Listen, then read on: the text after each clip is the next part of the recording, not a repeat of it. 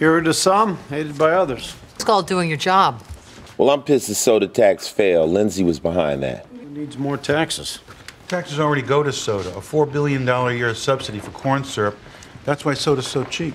A tax on sugar water would help pay for diabetes and heart disease. Sugar water isn't the only cause of obesity. I mean, at least Lindsay was helping the little guy. The little guy brought to you by Cola Now, refreshing.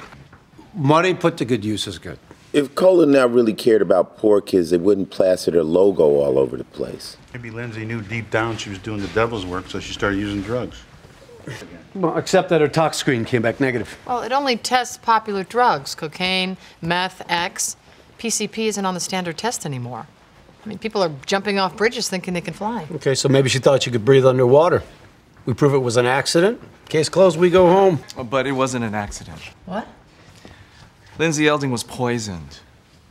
By who, the Smurfs? Warner found mushrooms in Lindsay's guts, ran the DNA, and ID'd 4 species from South America. That's not something you get from your local grocer. I hope not. These contain high doses of muscarine, a toxin which makes you hot, sweaty, and sexually aroused.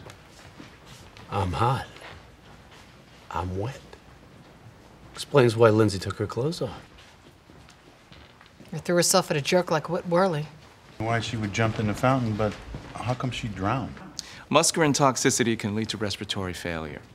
Lindsay took her last weak breaths underwater, but she would have died anyway. Oh, God, what a rough way to go. It's okay, Liv. So one of Lindsay's enemies slipped her a deadly cocktail of shrooms. But when? They were in her jejunum. Dial back the digestive clock, and that puts you right around dinner time. Okay. Her calendar says she was at a fundraiser at a place called Wishing Time. They were giving out free jungle gems.